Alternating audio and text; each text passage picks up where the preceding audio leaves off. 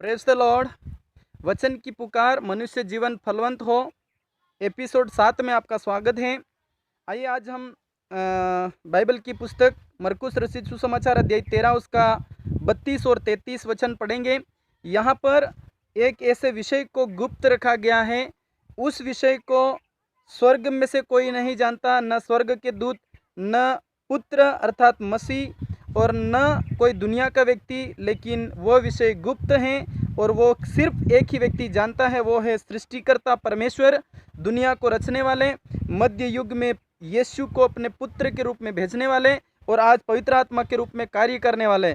लेकिन ये सारा मैनेजमेंट परमेश्वर पिता के हाथ में है और कब क्या करना है, वो कौन सा विषय है जो सिर्फ और सिर्फ पिता जानते हैं। हम इस दुनिया में कई विषयों के बारे में जानते हैं, कई विशेषज्ञ हैं, अलग अलग विषयों को लेकर के विख्याता हैं और उस विशेष विषय वस्तु को विशेष लोग जानते हैं और कई सारे विषयों को हम दुनिया में जानते हैं। लेकिन यहाँ बाइबल में एक ऐसा विषय रखा गया है जिसको सिर्फ और सिर्फ परमेश्वर पिता जानते हैं। आइए वो क्या है।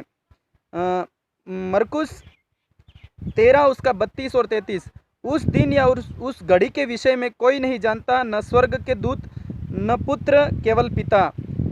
उस दिन और उस घड़ी के विषय में एक ऐसा विषय जिस विषय में क्या है, उस दिन एक ऐसा दिन और एक ऐसा घड़ी, एक टाइम, एक समय जिसमें क्या करना है। परमेश्वर अपने पुत्र को दुनिया में भेजेगा दुनिया का न्याय करने के लिए, सही लोगों को, पवित्र लोगों को ऊपर ले जाने के लिए। आदम से लेके अभी तक जो लोग मसीह में सोए हुए हैं, वचन मानने वाले पवित्र लोग, पापों से माफ़ी मांगे हुए लोगों को लेने के लिए परमेश्वर पिता अपने पुत्र यीशु को कब भेज देगा, इस विषय को सिर्फ पिता जानते हैं। प्रियो, इस विषय को हमारे लिए जानना बहुत ज़रूरी है। अगर इस विषय में, उस दिन और उस घड़ी के विषय में जो लिखा गया है, पिता को पुत्र कब भेजेगा हमारे लिए, अगर हम इस बात को नहीं जानेंगे तो हम सबसे बड़े अनभिज्ञ लोग हैं। हम अगर यहाँ रहते हुए इस बात को जानेंगे तो हमें बड़े लाभ होंगे, बड़े फायदे होंगे।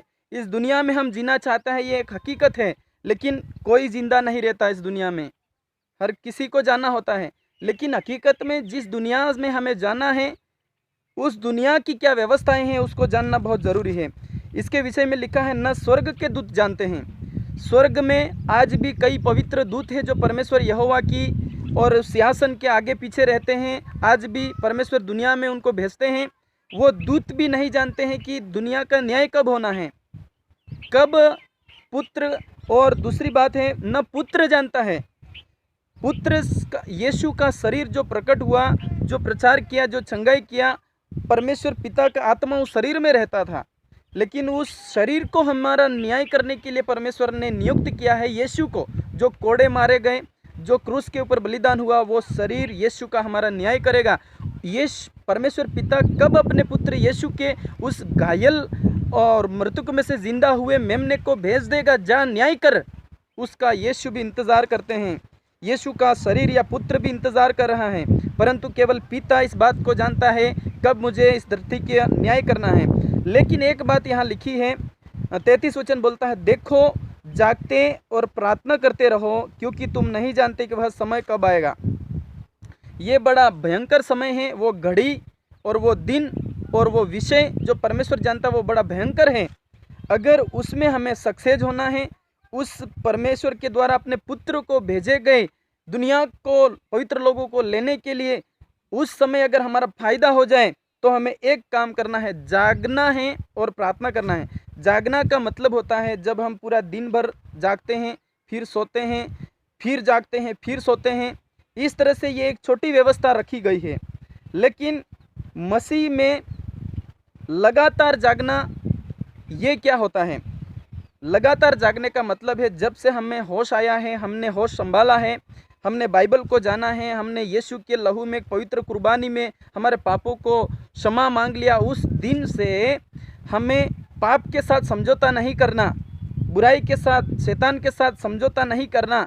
हमें अपने आप को सिर से पैर तक जो परमेश्वर का मंदिर है, 1 कुरिन्थियों 3:16 बोलता है तुम्हारा जीवन परमेश्वर का मंदिर है, इसको हम पवित्र बना के रखें तो हम जागे हुए हैं, 24 घंटे जागे हुए हैं। और उस जागे हुए व्यक्ति को कोई चिंता नहीं, कोई डर नहीं। परमेश्वर कभी भी आ जाए, यीशु कभी भी आ जाए, उसको लेके जाएगा। और उससे जुड़ने वाली एक और कड़ी है, प्रार्थना करते रहें। अगर आप पवित्र हैं, अगर आप प्रार्थना करते हैं, बाइबल पढ़ते हैं, प्रचार करते हैं, मसीह को प्रकट करते हैं, और ये एक जागे हुए व्यक्ति हो, लेकिन साथ में प्रार्थना करते रहो, क्योंकि तुम नहीं जानते कि समय कब आ जाएगा। साथ में प्रार्थना के ऊपर बहुत जोर दिया है।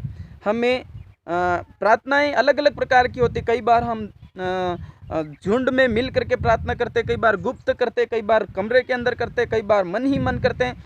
हम लगातार हर समय, हर परिस्थिति में, हर व्यवस्था में, आत्मा में निरंतर प्रार्थना करते रहना है, क्योंकि हम पवित्र हुए हैं, हम यीशु के लहू से धोए गए हैं। तो हमें दूसरा एक काम जोड़ना है, वो पवित्र प्रार्थनाएं हमें लगातार करनी। प्रभु हम पर तरस खाना, प्रभु हमें योग्य बनाना, प्रभु हमें समझ देना, प्रभु हमें वचन का ज्ञान देना।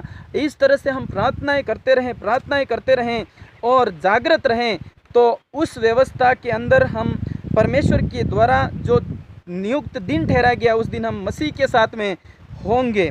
प्रियो, आज के इस बाइबल के 2 आयतों के द्वारा हम एक बात सीखें, एक ऐसा विषय जो सिर्फ पिता जानता है, और ये विषय सिर्फ मनुष्य के कल्याण के लिए, आदम की संतानों के लिए ये विषय गुप्त रखा गया है। बाइबल प्रकट हो गई है, उत्पत्ति से प्रकाशित वाक्य तक सारी बातें खुली और प्रकट हैं।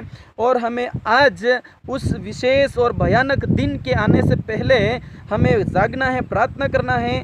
और जिस दिन पिता अपने पुत्र और स्वर्ग के सिंहासन दूतों को भेज देगा, उस दिन का हमें इंतज़ार करना है।